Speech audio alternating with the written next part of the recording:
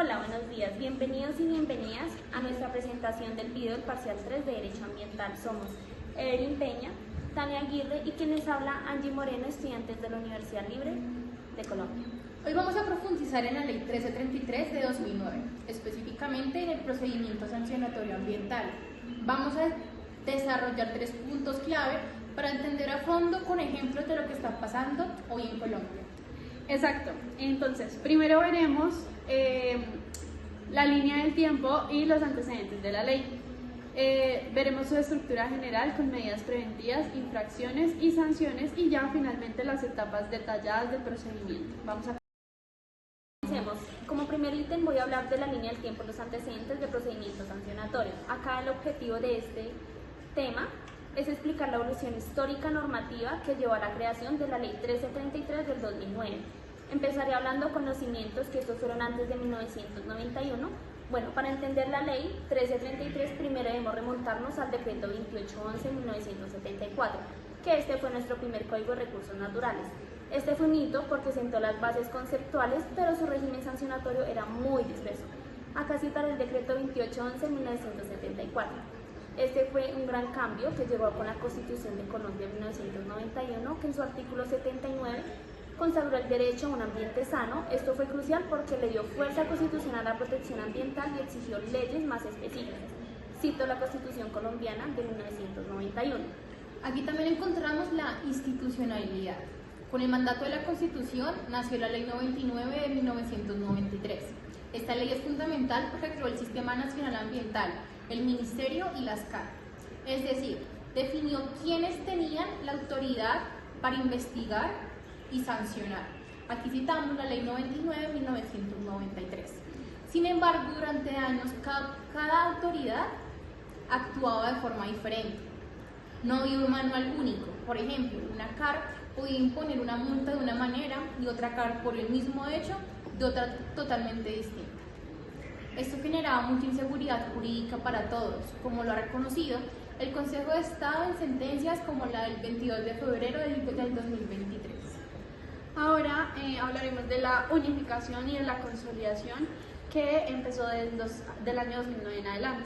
Precisamente para solucionar este caos, el legislador expidió la Ley 1333 del año 2009 y su gran mérito fue unificar en una sola ley todo el procedimiento sancionatorio, garantizando el derecho al debido proceso. Y aquí cito la Ley 1333 del año 2009.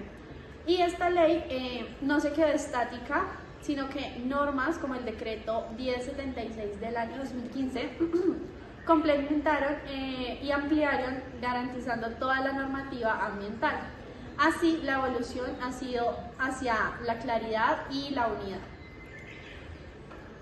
Hoy con el ANLA o la CAR de Cundinamarca abren un proceso sancionatorio por la contaminación del río. Y aquí debemos citar la Ley 1079 del año 2015.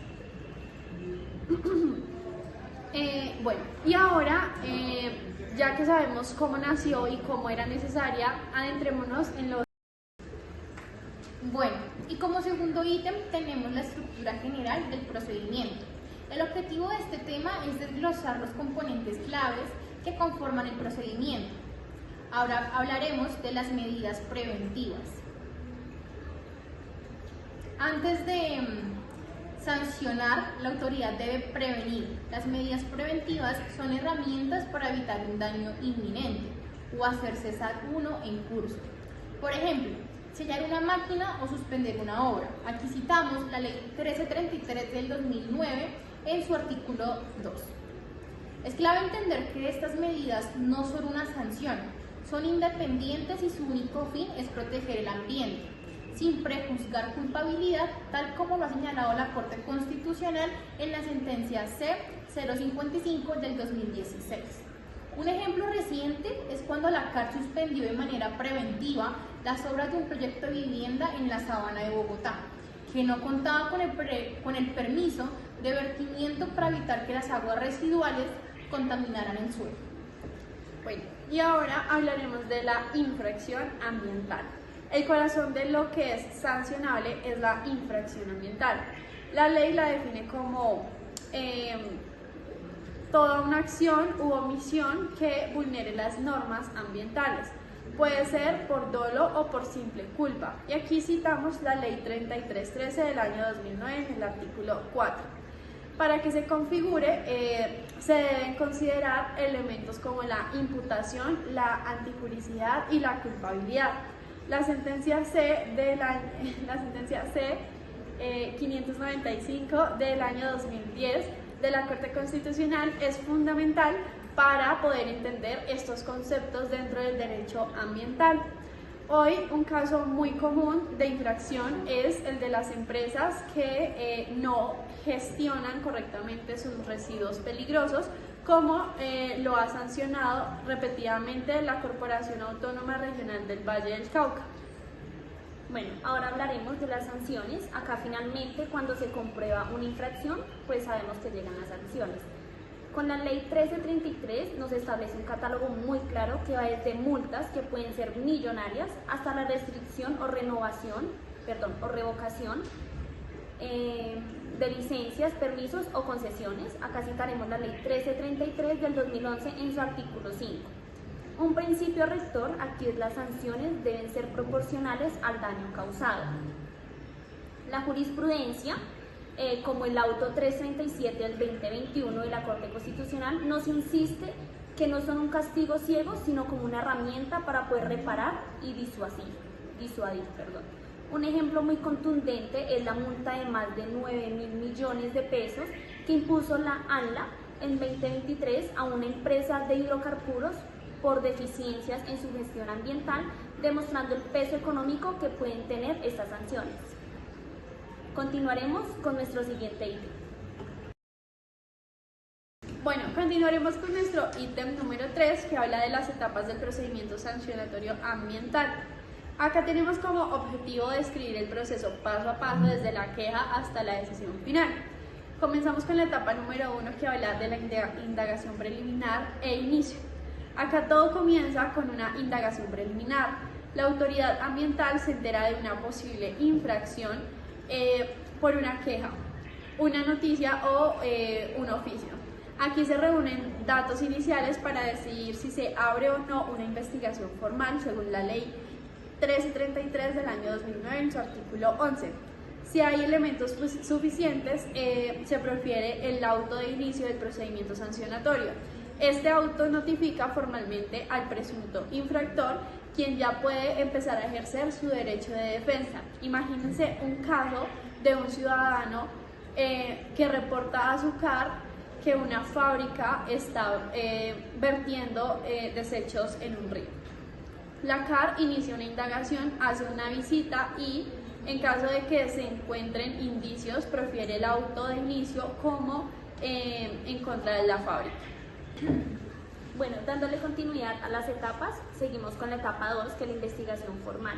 Esta es la etapa probatoria por excelencia, en la que la investigación formal es donde la autoridad practica todas las pruebas necesarias, inspecciones, testimonios y peritajes.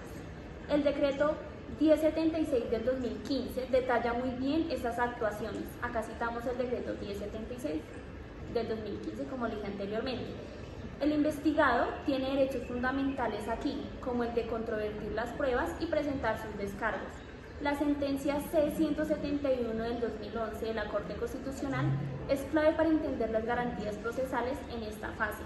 Siguiendo con nuestro ejemplo, la CAR ordenaría realizar un peritazgo técnico al agua del río, tomaría declaraciones a los testigos y a la fábrica. Por su parte, presentaría sus descargos y sus propias pruebas para demostrar que el río no fue contaminado. Bueno, en la etapa 3 es la decisión y recursos. Una vez agotada la investigación, llega la etapa de la decisión. La autoridad profiere la autodeterminación, que puede ser sancionatorio o absolutorio. Este auto debe ser muy bien motivado, explicando las razones de hecho y de derecho, según la ley 1333 del 2009 en su artículo 19. Contra esta decisión, el investigado puede interponer recursos. El principal recurso es el de reposición y en algunos casos se puede acudir a la vía contencioso administrativa ante el Consejo de Estado, tal como pasó en la sentencia del 19 de mayo del 2016. En un caso real, la Corporación Autónoma Regional de Boyacá, Corpo Boyacá, impuso una millonaria sanción a una empresa minera por daños ambientales.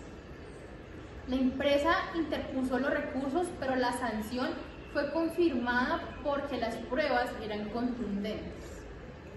Ahora le damos continuidad a la conclusión final. Bueno, para concluir con esta maravillosa exposición es necesario tener en cuenta lo que hemos podido evidenciar a lo largo de esta exposición. Hemos podido ver cómo la Ley 1333 del 2009 es mucho más que un simple reglamento. Es la materialización de un compromiso constitucional e histórico con nuestro patrimonio natural. Representa la consolidación de un esfuerzo por dotar a Colombia de un procedimiento sancionatorio ambiental claro, unificado y sobre todo garantista. Exacto, así es. Desde sus antecedentes en el Código de 1974, pasando por la estructura de sus medidas preventivas, infracciones y sanciones que debemos aplicar hoy en contra de esos casos de contaminación hídrica y mala gestión de residuos. Esta ley es la columna vertebral de la justicia ambiental administrativa. Sin embargo, pues su aplicación no está exenta de retos. Uno de los mayores desafíos hoy en día es la capacidad de técnica y logística de las autoridades para investigar de manera oportuna y contundente, especialmente frente a las infracciones complejas con la deforestación del Amazonas o minería ilegal. Totalmente de acuerdo. La jurisprudencia de la Corte Constitucional y el Consejo de Estado ha sido fundamentalmente para pulir y poder fortalecer este instrumento, asegurando que siempre se proteja el debido proceso. Pero más allá de sancionar, el espíritu de la ley es prevenir. Las medidas preventivas nos demuestran que el verdadero éxito del derecho ambiental no es multar, sino poder evitar que el daño ocurra. La protección real del ambiente se logra cuando estos procedimientos actúan como un disuasivo efectivo, incentivando a las empresas y ciudadanos a cumplir voluntariamente con la normativa. En esencia, la Ley 1333 es la herramienta legal que permite traducir el principio de quien contamina, paga en una realidad tangible. Es un mecanismo de justicia que busca no solo castigar, sino también reparar y, en el mejor de los casos, educar. Su evolución y aplicación constante son vitales para enfrentar los nuevos desafíos ambientales, como la crisis climática y la pérdida de biodiversidad. Por lo tanto, podemos entender su trayectoria histórica, su estructura y su procedimiento, que no es solo un requisito académico, sino que es comprender una de las herramientas más poderosas con las que cuenta el Estado colombiano para defender nuestro derecho fundamental a un ambiente sano para generaciones presentes y las futuras. Bueno, y así llegamos al final de nuestra presentación. Esperamos que este recorrido por la Ley 1333 del 2009 haya sido tan enriquecedor para ustedes como lo fue para nosotras prepararlo. Queremos agradecer profundamente a nuestro profesor Douglas Eduardo por la guía y por impulsarnos a profundizar en un tema tan relevante para nuestro país. Y por supuesto, un agradecimiento muy especial a ustedes por habernos acompañado y prestado su atención. Les deseamos mucho éxito. Gracias. Gracias. Gracias.